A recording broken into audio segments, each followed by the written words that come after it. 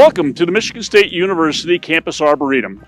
The entire Michigan State University actually is our Campus Arboretum. We have over 1,000 different varieties, species, taxa of trees, I should say, growing on this campus.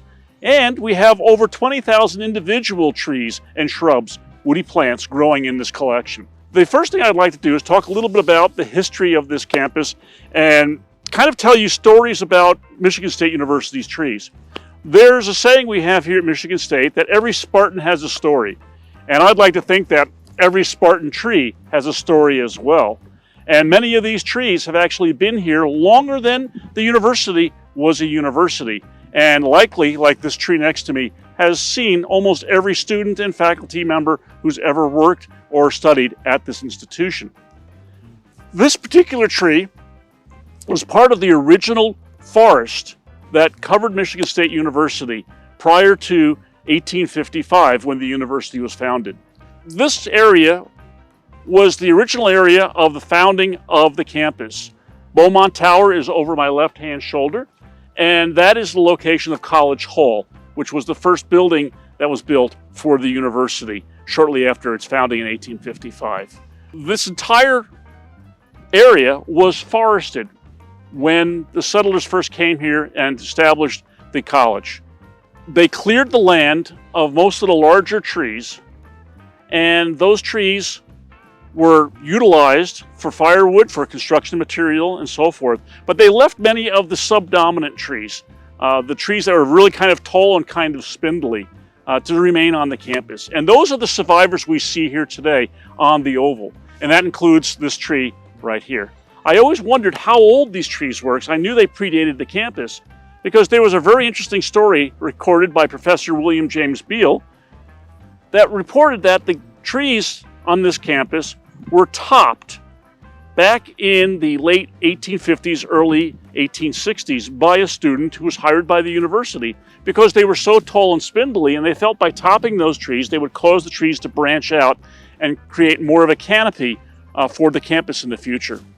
And as Professor Beal writes in his book he published in 1915, the whole aspect of chopping these trees was an ill-fated idea because when they cut the tops off the tree, it allowed for a decay column to develop, and many of the trees that we have here that are old trees are unfortunately hollow. But we're still interested in how can we tell how old these trees are. Well, this tree had an unfortunate experience. On a July evening, a big straight-line windstorm came through associated with a thunderstorm, and it snapped this tree and many trees on campus off and laid them low. And I came up here that afternoon and looked at the trees and noticed that there was a metal cap on the top of this tree as it laid on the ground. And that got me very excited because that met the description of what Professor Beal had reported in his earlier publication. So I knew that this was a tree that predated the campus development. It was an original tree, a sentinel of the MSU campus. And when the tree crew came to clean up the tree and cut it up, this portion of the tree was left, and it has a wonderful green branch on it.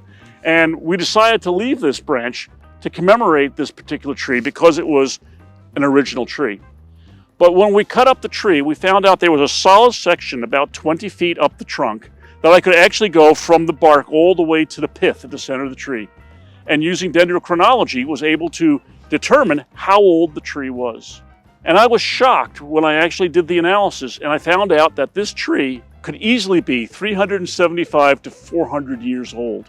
And that's just amazing in Michigan to have a tree that old, given that how much of the state was cut over for logging and lumber. So this tree, which we decided to save because of its great age, has also been named the resilient oak, because it shows resilience against the storm.